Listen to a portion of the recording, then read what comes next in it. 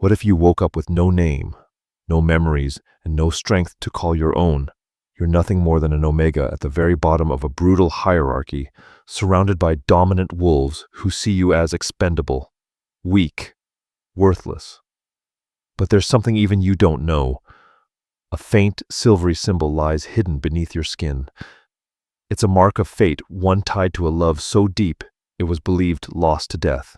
And here in this pack, that mark belongs to only one man, the heartbroken, unyielding alpha who lost his mate and doesn't know she might have returned. You're a ghost in someone else's flesh, and the man whose soul aches for what he's lost. All he wants now is to erase the memory of you.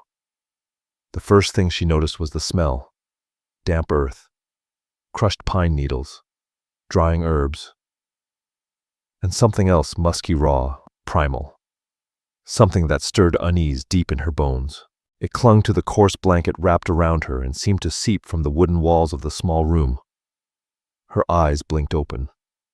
Sunlight poured through a bare window, catching specks of dust that danced like fireflies in the air. She lay on a rough cot. Every inch of her ached. A soul-deep exhaustion weighted her limbs, as if she'd been fleeing through forest in her dreams. Slowly she pushed herself upright, the blanket sliding to her waist. Her hands, slender, pale, felt like they didn't belong to her.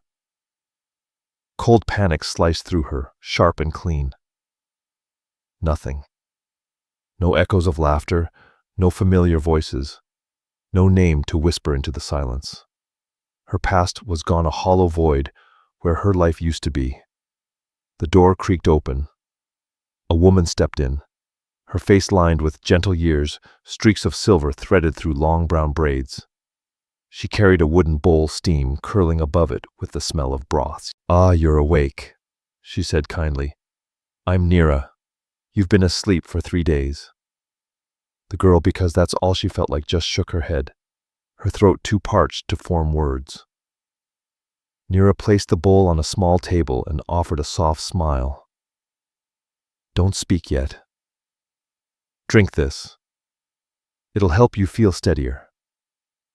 She helped her sit up, tucking pillows behind her back. The kindness in that touch was foreign, so unfamiliar, it nearly broke her. She sipped the broth slowly. Warmth slid down her throat. With it came clarity. She heard everything.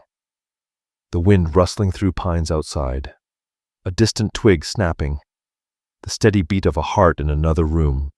Too much. Too fast. Where am I?" she rasped, voice raw as cracked earth. Nira's eyes held a soft glimmer of pity. "You're in the Stonehaven Pack Infirmary.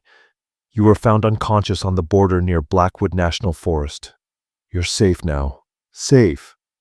The word rang hollow. Something inside her, understood instinct maybe, but her mind remained empty. "What's my name?" she whispered, feeling as though asking it betrayed something sacred. She couldn't recall. Nira's face softened. "We don't know, little one. You had no things. No ID. Nothing." She hesitated, chose her next words with care. We know what you are. You're sent. It's Omega. Omega." The word hit like a blow to the chest. Somehow she already knew what it meant, the lowest. Submissive, fragile, caretakers, scapegoats, always overlooked, sometimes abused.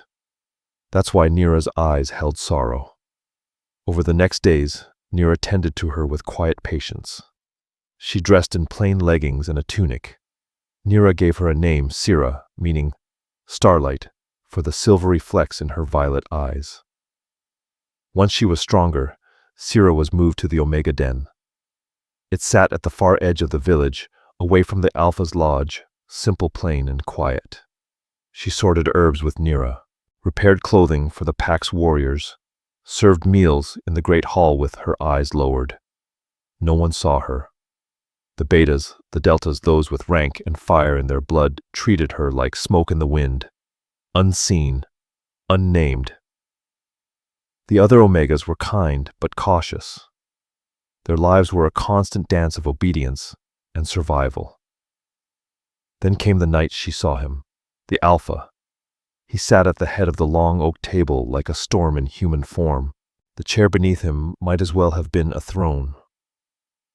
Power rippled off him in waves that made her skin shiver.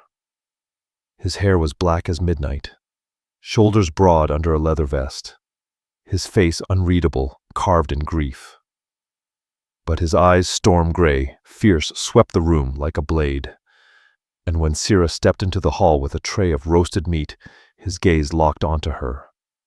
And the world stopped.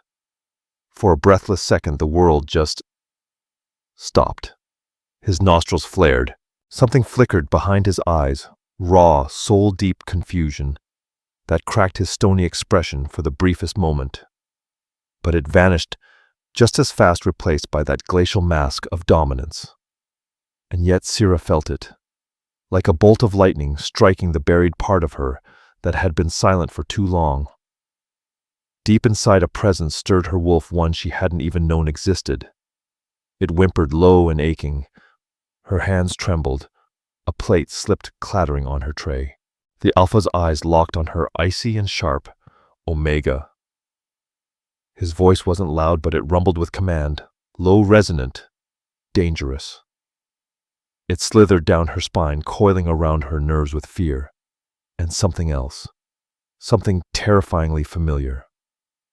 "Forgive me, Alpha," she whispered, face lowered, cheeks burning as if scorched by flame. She hurried off, her heart thundering like it might burst from her chest. That night Nira found her sitting alone just outside the den, the silver moon bathing her in quiet light. Sira's arms wrapped around her thin frame as she stared upward, silent. "You met Cain?" Nira said, softly, voice gentle, no question in it. Sira nodded once, eyes not leaving the stars. He looked at me like I was something he despised. A long sigh slipped from Nira's chest, heavy with something ancient and tired. "He doesn't hate you, Sira. He's a man haunted by things he can't outrun." She hesitated, watching her. "His scent is all over you. More than it should be after one meeting. It's strange." Nira reached out, brushing a dark lock from Sira's cheek. Her fingers grazed just beneath Sira's collarbone. A jolt shot through her, not pain, but warmth. Deep, tingling, like her skin remembered something her mind didn't. Nira's brow creased. "What's this?" she murmured, fingertips brushing a spot hidden by fabric. That night, back on her cot, Sira pulled down her collar and angled a polished scrap of metal toward the flickering firelight. There, etched faintly into her skin, was something she'd never seen before. A delicate crescent moon nested inside the outline of a wolf's head, both shimmering faintly like silver ink painted onto her flesh. It pulsed gently like it breathed. And when she thought of the Alpha's storm-gray eyes, the mark seemed to glow with a warmth that reached bone deep. She had no idea what it meant, but somehow she knew it was everything. Cain Valor didn't sleep. Not anymore. For 5 years, rest had been for those not clawing through memories with teeth bared and hearts bleeding. He stood on the balcony of the lodge, cold mountain air, biting against his skin, but failing to cool the inferno inside him. The scent still clung to him like smoke, mega sweet rain-soaked soil, something wild beneath the surface. But buried in it, barely there, was a ghost. Roses and starlight, Arya, his mate, his soul, his curse. He slammed his fist against the railing. The wood groaned but held, just like he always did. 5 years. 5 long years since the rogues tore her away from him. Since they'd left nothing but bloodbone and ruin where she had stood. He'd nearly gone mad. His wolf had shattered inside him and rebuilt itself from the ashes. The pack believed he had moved on, that their Alpha was solid again. But the truth, he was a king made of ash ruling over echoes. And now this Omega. Sira. A name that meant nothing. A scent that shouldn't mean anything. but it did. Every time he crossed paths with her, something inside him reared up, howling with confusion and hunger. His grief turned to fury.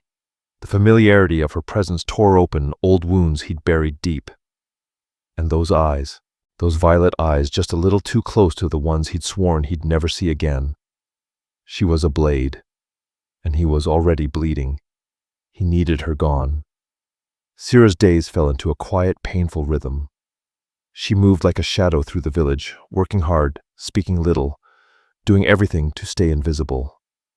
But not everyone wanted her to disappear. Lysa didn't. High-ranking Delta. Beautiful. Sharp as a blade and twice as cruel. She had her sights set on Cain Valor, everyone knew it. Even if she couldn't be his true mate, she intended to be his choice. And she saw the way his gaze sometimes lingered on Sira. The jealousy was venom in her voice. "You don't belong here," Lysa hissed one afternoon, blocking her path in the mess hall. "You're a stray, a waste." Sira mumbled an apology, head low, the sting of that word stray branding her heart again and again. But she had her secret. The mark. She would lie awake at night, tracing the silvery lines on her skin, the only piece of her past that hadn't been stolen. Sometimes when Cain was near, it would pulse like it recognized him, like it longed for something she didn't understand. She kept it hidden, beneath the high collar of her tunic, her secret shield. And when she closed her eyes, the dreams came. Not memories. Feelings. Wind rushing past her face as she ran beneath the trees. A deep laugh, warm and rumbling, wrapping around her like safety. And eyes gray as storms looking at her like she was the center of the universe. She'd wake with a gasp, an ache in her chest, like she was missing something. Someone. And her heart already knew who. It was Cain's face, but not the Cain she knew. This version of him wasn't burdened by grief. This was the man before, the one who had loved, truly loved. That afternoon, while Sira was scrubbing the edge of the training grounds, she caught sight of Cain sparring with his beta Draven. Loyal to a fault, Draven moved with precision, never questioning his alpha. Cain, on the other hand, was fire incarnate, every strike full of raw, ruthless power. Beautiful, terrifying. But there was no control, only fury.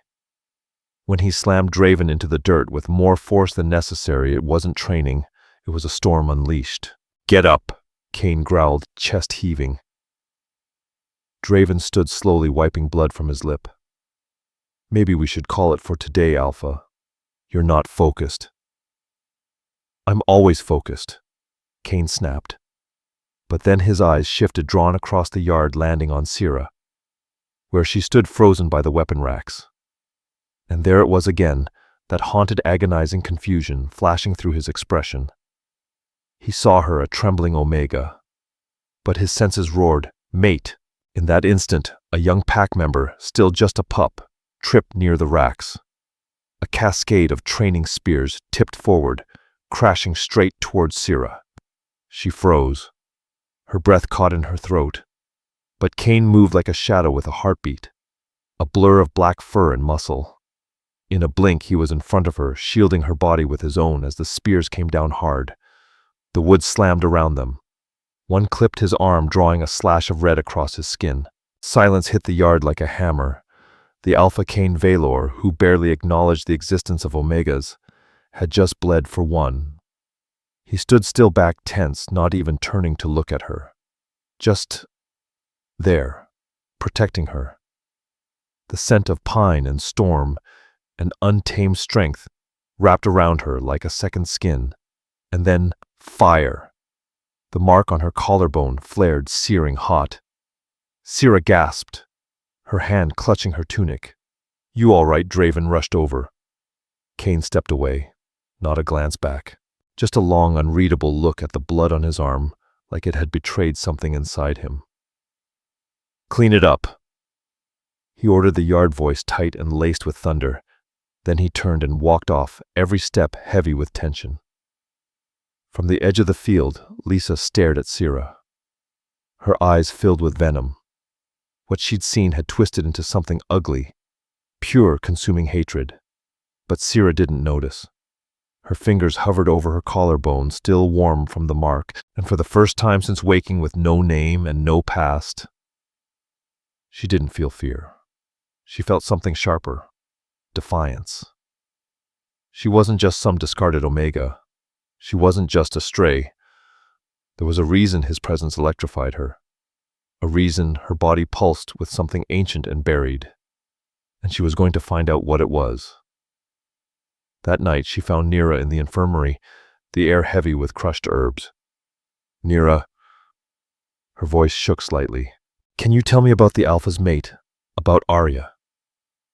Nira paused, her face falling. The old sorrow returned like a shadow crossing her soul. "Child, that's a story soaked in loss. It's best left buried." "Please," Sira said, stronger now. "I have to know." Nira looked at her closely, the violet eyes, the quiet steel in her spine, the way Cain's scent still stubbornly clung to her skin like a claim unspoken. With a weary sigh she nodded. "All right," she said softly, "but it's not a tale with a happy end." Nira led her to a quiet corner of the infirmary. The scent of chamomile and lavender hung thick in the air. A single candle flickered between them, throwing shadows across the walls. Arya wasn't just Cain's mate, Nira began, voice low and filled with reverence. She was his moon. Where Cain was storm and fury, she was the stillness after the rain. She was Delta-born, but in spirit she was pure lunar. Brave, fierce, deeply tied to the old ways. She spoke to the moon goddess like she was an old friend. As Nira spoke, Sira felt something strange, a pull, as if she already knew this story. Like hearing the rhythm of a song she used to hum in dreams. 5 years ago, Nira continued a vicious gang of rogues, led by a wolf named Raxon, ravaged the northern borders. Arya believed they weren't just savage. She said they were cursed. She went alone to the Moonstone altar, deep in the forest, to perform a sacred ritual of protection for the pack. Cain begged her not to go by herself, but she wouldn't listen. She believed in her bond with the goddess. Nira's voice cracked. He was delayed by a skirmish at the border, and by the time he reached her, it was already done. The rogues found her. Sira winced.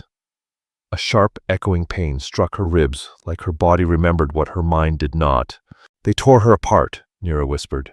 Her body was barely recognizable. Cain never came back from that night. Not fully. The fire in him went out. Sira sat in silence, throat tight. And in her mind, a question burned hotter than all the others. Did she have any family left in the pack? Only her mother. Nira whispered. Saya. She was a gifted seer, quiet, devoted to the old magic. After Arya died, Saya just faded. Grief like that, it eats you from the inside out. She passed not long after. Some say it was her heart. I say it was sorrow. A mother can only take so much. Sira held the weight of the story like it was her own, the edges of her blank past, suddenly aching like something inside her was desperate to surface. The more she learned about Arya, the more her dreams stopped feeling like dreams and started feeling like memories. The man with the storm-gray eyes, the scent of pine and rain, the whispers of moonlit rituals, and that mark, that shimmering brand etched into her skin. She had to know more. So she started looking, quietly. Every spare moment she slipped into the pack's old library under the excuse of studying herbal lore. The place was a vault of time scrolls that crackled when unrolled books wrapped in faded leather dust, thick as snow on the shelves. But she wasn't after roots and tonics. She hunted for legends, for mate marks, for anything that might explain what burned beneath her collarbone. According to everything she read, the mate mark was a sacred brand blessed by the moon goddess. It appeared only when two fated souls recognized their bond. And when one mate died, the mark died too. But nothing she found explained her, because hers hadn't faded, it had awakened. Meanwhile, Cain Valor spiraled. He started avoiding the great hall altogether, took his meals alone, pushed the pack to its limits in training. Every command came sharper, every glance colder. Draven noticed. He'd known Cain since they were just pups, sneaking out to howl at the full moon. He'd been there when they'd found Arya's broken body. He remembered Cain's scream, that sound, a howl so raw it silenced the whole forest. And now, that same man couldn't look at Sira without flinching. Draven had seen it all. The violet eyes, Arya's eyes. The way Cain's scent clung to Sira, protective, possessive. That was mate scent, and there was no mistaking it. But it made no sense. It wasn't possible. And yet, the tension hit a peak on the night of the hunt, a sacred festival honoring the moon goddess. The village center blazed with firelight. A bonfire roared high into the sky, its flames licking at the stars. The pack gathered alphas, deltas, betas, omegas, each member dressed in traditional garb, their voices rising in song and ritual. Sira moved through the crowd, head bowed, carrying a jug of ceremonial wine. Her instructions were clear: stay quiet, stay invisible. But something about the fire, the music, the scent of ash and wildness, it stirred something ancient inside her. Her vision blurred at the edges. She saw flashes of bonfire like this one. A strong hand wrapped around hers, her own voice full of joy. And then it happened. As she neared the Alpha's ceremonial seat, Lysa, standing nearby, stuck out her foot with casual cruelty. Sira stumbled. The heavy jug slipped from her hands, wine sloshing, tumbling. But it didn't crash to the ground. It slammed straight into the small altar at Cain's feet, soaking the sacred offerings and smothering the ceremonial flame in a hiss of steam. Gasps tore through the air. Silence fell like a blade. She had desecrated the altar, the most sacred space of the hunt. Lysa was the first to speak, her voice sickly sweet. "Oh no. Alpha, forgive her. The Stray's just an Omega. She doesn't know any better." Sira froze, her breath caught. A wall of stairs closed in around her. She lifted her gaze. Cain was already rising. His face was thunder. His eyes storms breaking wide open. He stepped forward, each footfall a drumbeat of judgment. Sira braced for it. The rage, the sentence, exile. Maybe worse. He stopped in front of her. Didn't shout. Didn't growl. He simply reached out his hand, wrapping around her arm. His touch burned straight through her skin. "What is your name?" he asked, voice like gravel laced with fire. It wasn't for the crowd. It was for her. Only her. "Sira," she whispered, trembling. His eyes locked onto hers, gray, endless, torn wide with pain. "That is not your name," he said, voice breaking on the truth. The weight of his words, the hand on her arm, the wild energy of the fire and drums and moonlight, it was too much.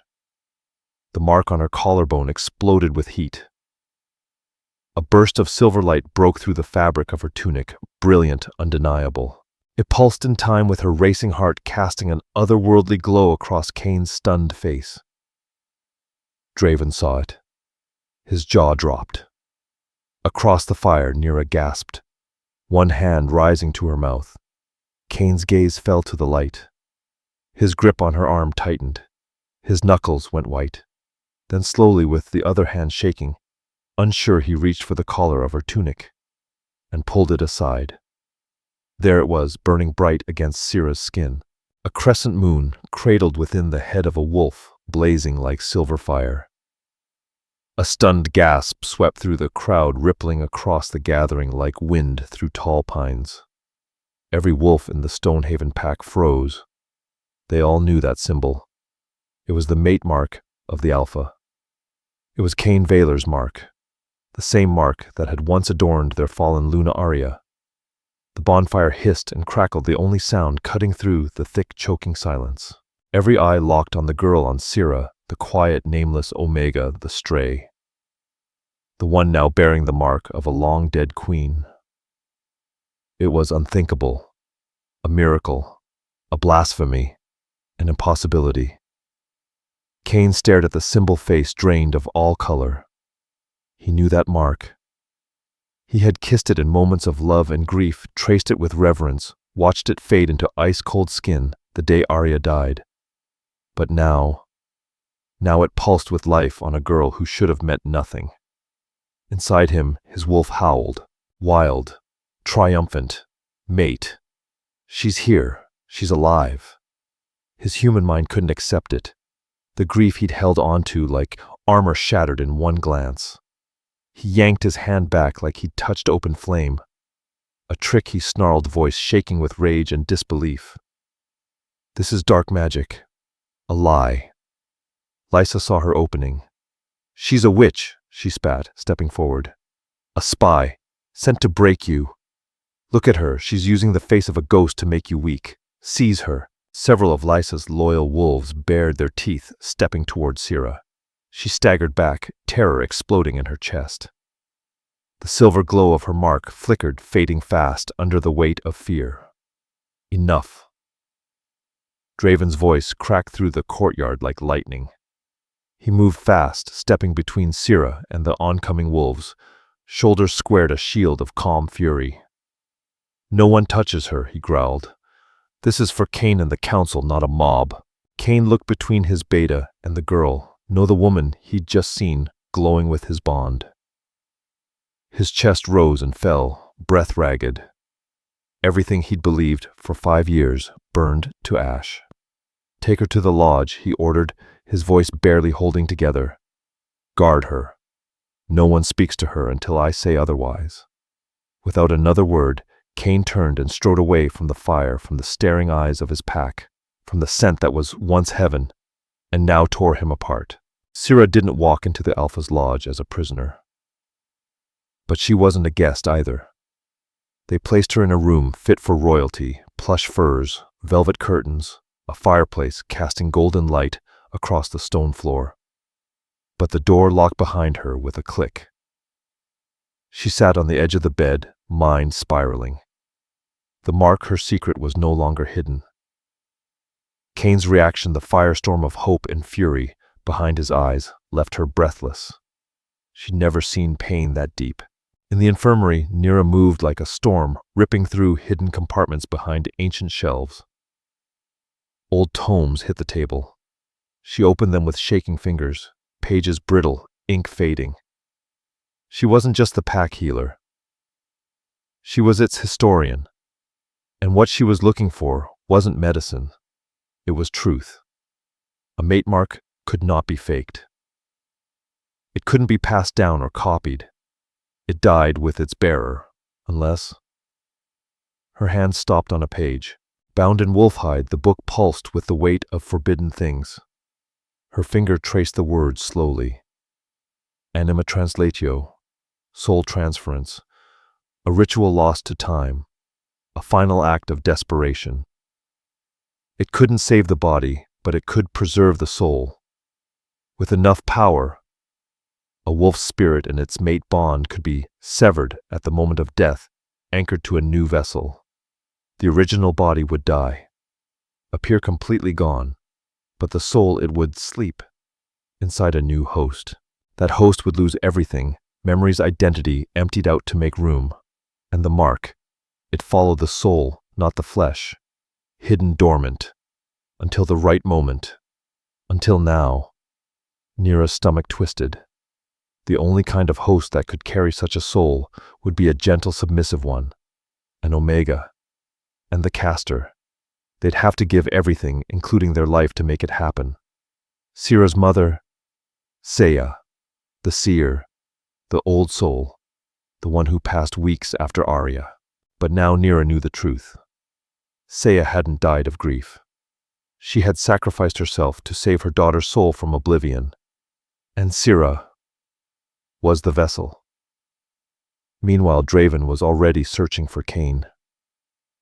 He found the Alpha alone in the lodge's private training room, fists flying with ruthless rhythm, into a sparring dummy.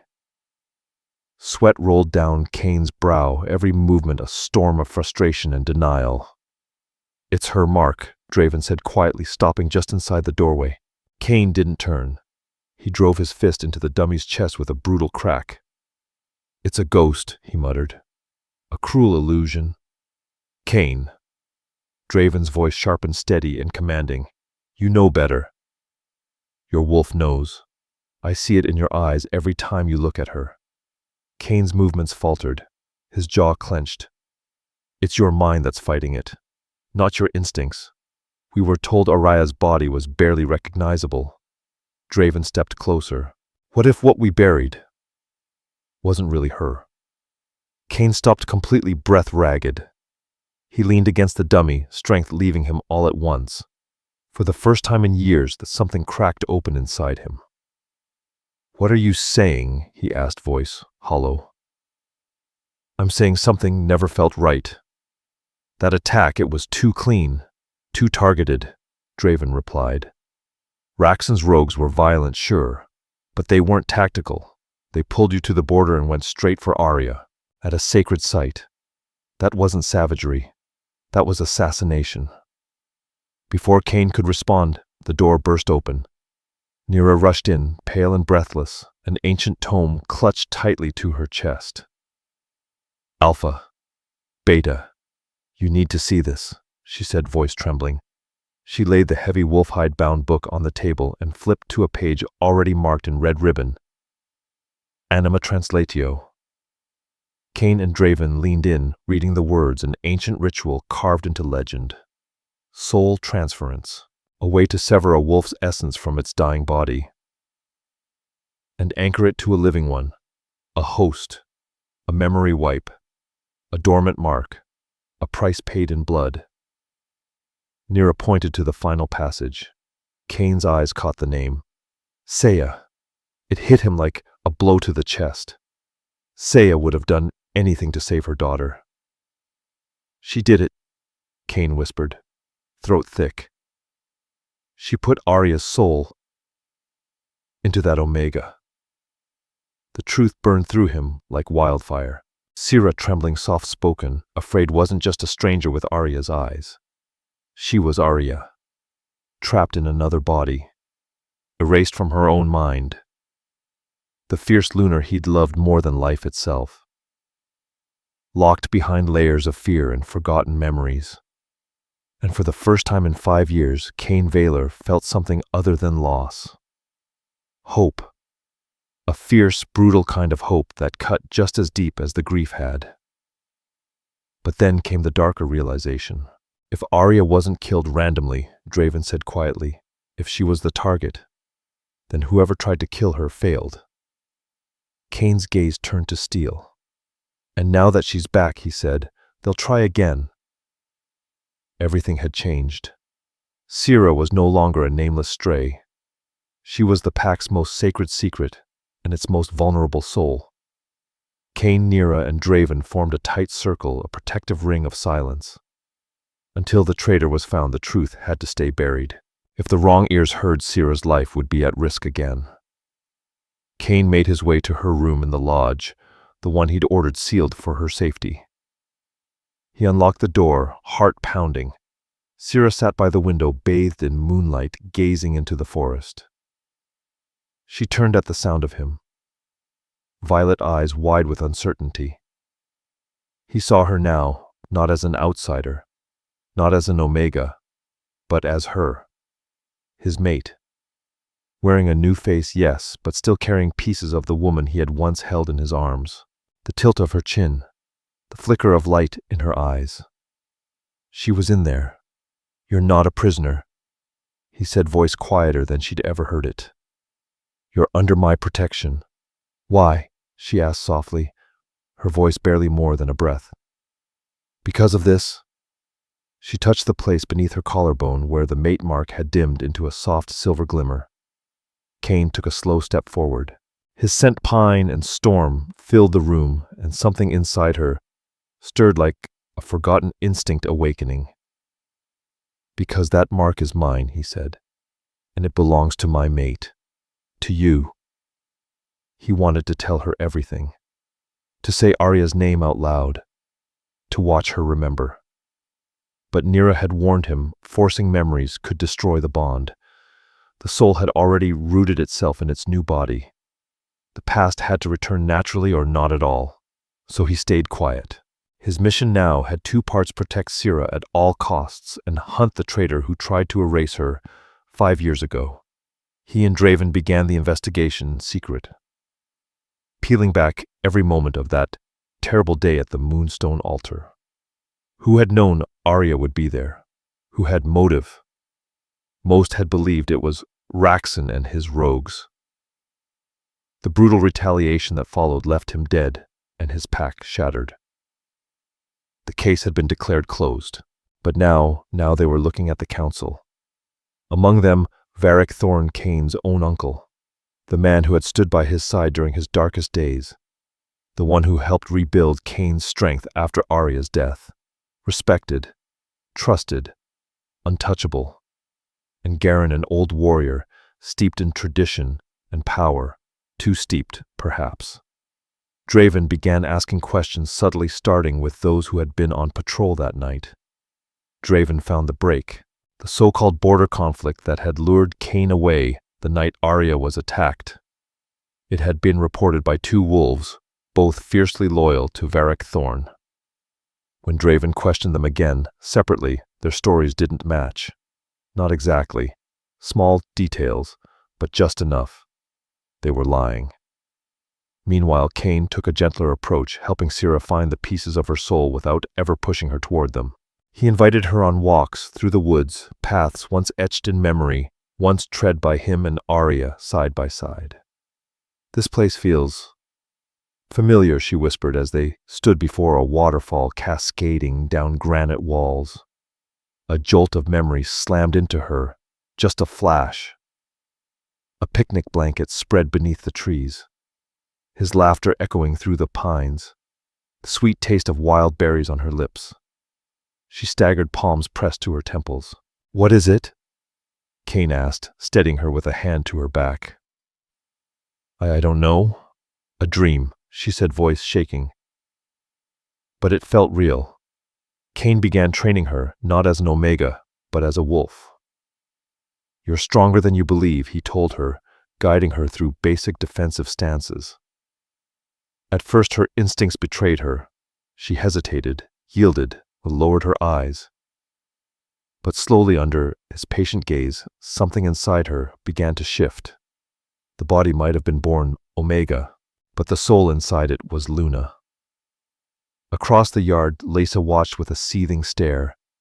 The connection forming between Kane and Sira was a flame, and it scorched her every time she saw it. Her ambition had long ago turned to poison. Years ago, she'd made a pact with Varric Thorn, convinced he'd help her claim the Alpha's side if she played her part. And he had used her, fed her hunger, made her his spy. But the game had changed. The final piece clicked into place deep in the pack archives. While searching through old records of alliances, Kane found a sealed ledger once belonging to his father, the Alpha before him. Inside, he discovered something chilling: his father's suspicions of Varric Thorn. Varric, his own brother, had long harbored ambition, charisma, secret dealings with wolves from outside territories. There was even a coded message, a pact made with a rogue Alpha, Raxon. Kane's hands shook as he pieced it together. Varric had allied with the rogues. He had helped orchestrate Arya's death, using the attack to weaken Kane's leadership by severing his bond. And when Raxon was killed in the war that followed, Varric's trail vanished with him. The night Kane and Draven unearthed the truth, Lysa was nearby. She overheard the hushed voices inside the Alpha's study. Arya. Assassination. Varric's name. Her blood turned cold. Panic took over. She bolted straight to Varric's private quarters. "They know," she hissed, her voice frantic. "They know everything." Varric didn't flinch. The kindly elder mask slipped away, revealing the cold, calculating predator beneath. He had waited years, plotted every step, and now The return of Arya's soul in Sira's body threatened it all. "Then we move now," Varric said, voice like ice. "She cannot be allowed to remember. If Cain won't give up the pack, I'll take it.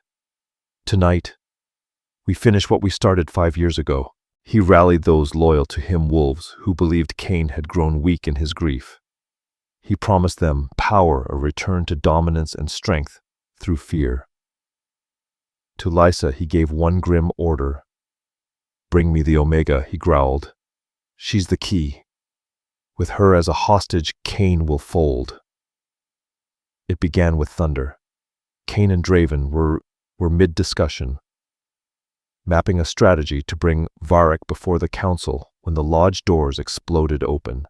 Varric Thorn stood in the entryway, flanked by a dozen hardened warriors, his most loyal defectors. Their eyes burned with conviction. Cain Varric called, voice booming with mock sorrow. "Your grief has broken you.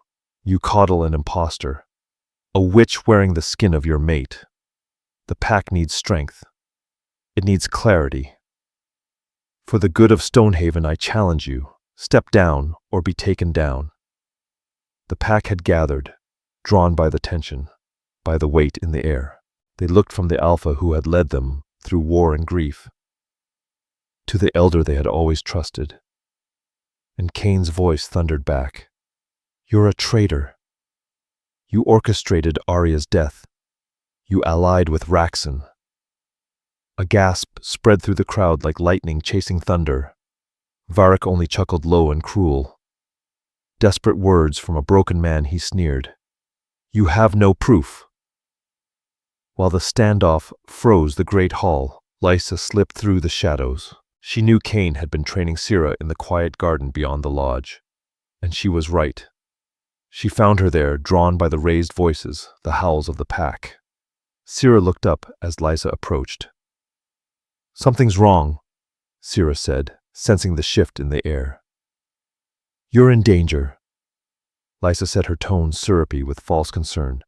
"Come with me. The Alpha's uncle is staging a coup," Lysa said breathlessly. "Cain sent me to get you somewhere safe. You have to come, now." Sira hesitated. Her trust in others was still threadbare brittle. But Lysa's expression was laced with panic eyes, wide and urgent. She nodded and followed. But Lysa didn't take her to safety. She led her down a narrow back passage, slipping past the lodge's outer walls and into the pitch-dark forest, and straight into an ambush. 2 wolves. Varric's men stepped from the shadows. Before Sira could blink, rough hands seized her. "What is this?" she gasped. Lysa's false concern evaporated like fog in sunlight. Her lips twisted into a cruel smile. "This is your ending." "Stray," she sneered. "Cain's a fool, but once you're out of the picture, he'll finally be mine." Back at the lodge, the tension between Cain's loyalists and Varric's faction was about to snap. "Where's Sira?" Draven murmured, scanning the hall. Cain's chest tightened. A sick dread coiled in his gut. He could no longer feel her. The mate bond, muted since the beginning, had gone eerily silent. And that silence screamed. Cain threw back his head and let out an alpha's roar, a command, a challenge, and a demand all in one. Far off deep in the woods came the answer, a chorus of howls from Varric's men. Triumph. They had her. The pretense of tradition shattered. Cain shifted mid-motion, his bones cracking, his muscles warping, until the black-furred alpha wolf stood where the man had been. He leapt forward, his pack close behind each one, transforming in a thunderclap of howls and fur. Varric's wolves responded in kind. The lodge exploded into war. In the woods, Sira was dragged toward the moonstone altar, the same sacred place where Arya had died. Every step made her stomach twist. Her instincts screamed. "This is poetic, isn't it?" Lysa taunted. "He wants to kill the Luna's ghost in the same place he killed the Luna. The name, the altar, the air." It was the key, and suddenly it all came rushing back. But not as dreams, as memories, real and sharp as blades. Cain's kiss under the full moon, his whispered vow of forever. Sea's voice chanting through tears, the glint of a ceremonial blade, the smell of Raxon's rogues closing in, the burn of betrayal, Varric's eyes watching from the shadows, and her mother's final words, "I will save your soul, my daughter. Live. Remember." Then pain, then darkness, then pine needles and antiseptic in a strange infirmary. Arya Sira whispered aloud her true name, blooming like fire on her tongue. She wasn't just remembering the name. She was claiming it. The fear in her chest didn't vanish, it was obliterated. A dormant flame surged awake in her bones, roaring to life. The body may have been an Omega's, but the spirit, the Luna had returned. As they neared the altar, she stopped resisting. She turned to face Lysa, her violet eyes no longer soft or unsure. They burned with command. "You dare touch your Luna," she said, voice calm, but edged with thunder. It hit Lysa like a slap.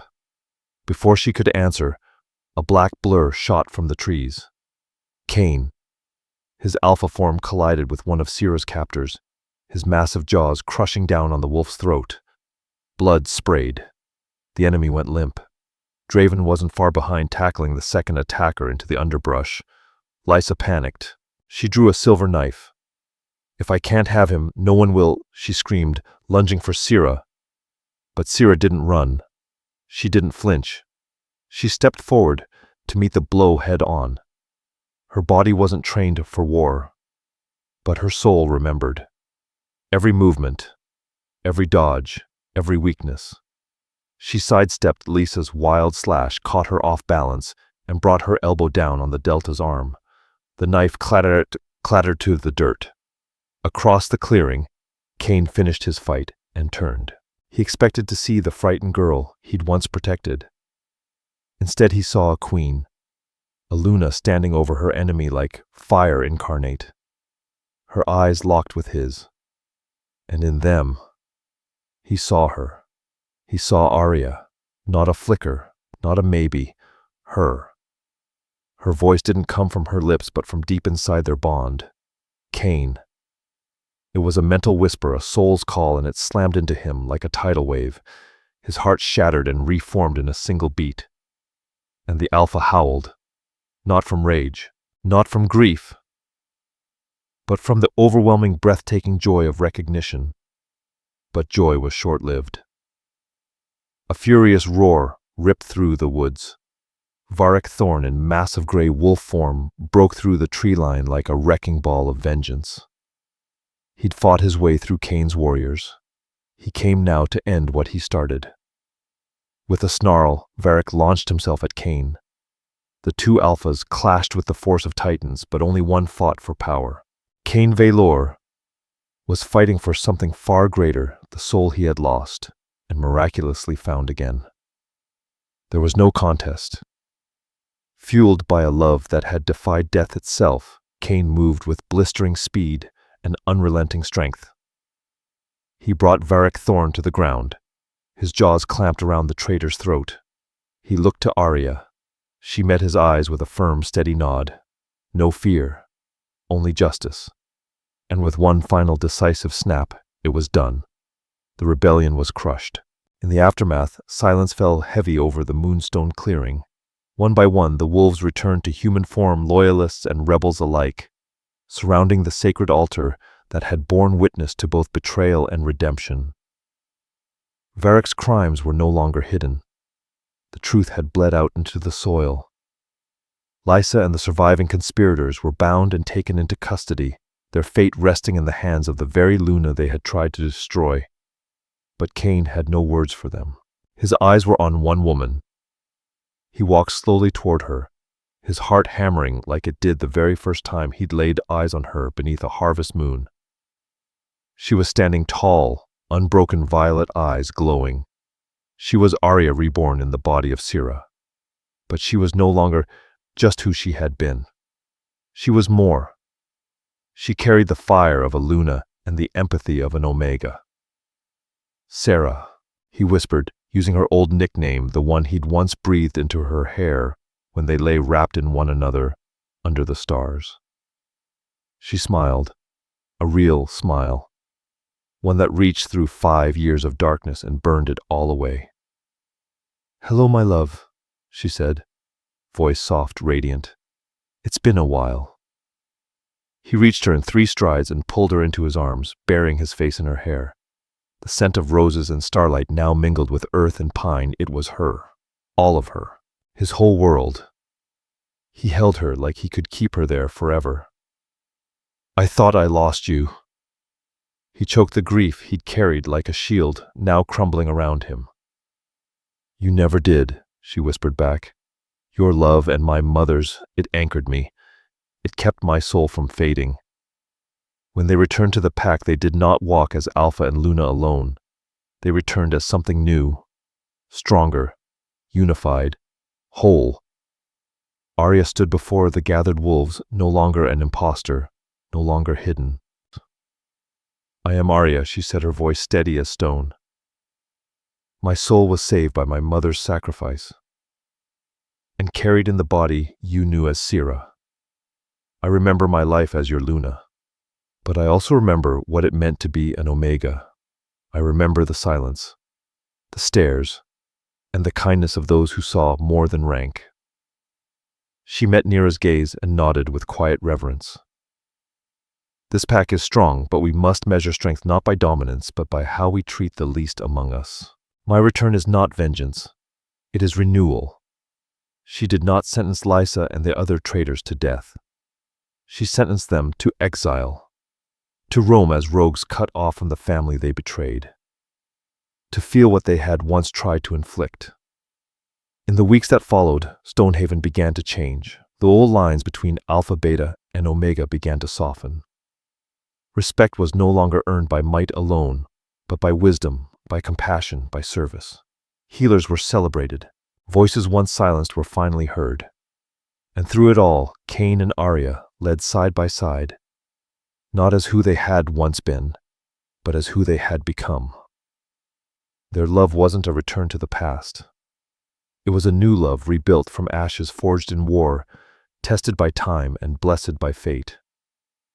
One night they stood together on the Alpha's balcony, the same place where Cain had once mourned alone. The moonlight bathed the land in silver. Cain traced his fingers along the mark glowing softly on her collarbone. "I mourned a memory," he said quietly, eyes full of wonder. "But the moon goddess gave me back a future." Arya leaned her head against his shoulder, heart steady, soul at peace. She was no longer a ghost inside a borrowed form. She was both Sira and Arya, Omega and Luna. A living testament that, even after fire, something stronger can rise from the ash. Together, they weren't just leading a pack. They were building a home, a future, a legacy carved into the bones of the earth and bound by a love no death could destroy. And so the Luna who was lost was reborn. Arya's journey is a reminder. True strength isn't found in what we're born with. It's forged in what we survive. She didn't return as a ghost looking for revenge. She rose as a leader with the wisdom of an Alpha's mate and the soul of a once-forgotten Omega. And her love with Cain no longer a tragedy, but a living, breathing testament to second chances, and a bond even death couldn't sever. What did you think of Sira and Cain's extraordinary journey? If this story of love, loss, and rebirth touched your heart, we want to hear from you. Drop a comment below. Don't forget to like the video if you enjoyed it, and share it with someone who believes in second chances. And most importantly, subscribe and turn on the bell so you never miss another spine-tingling werewolf romance. Thanks for listening. The moon is always watching.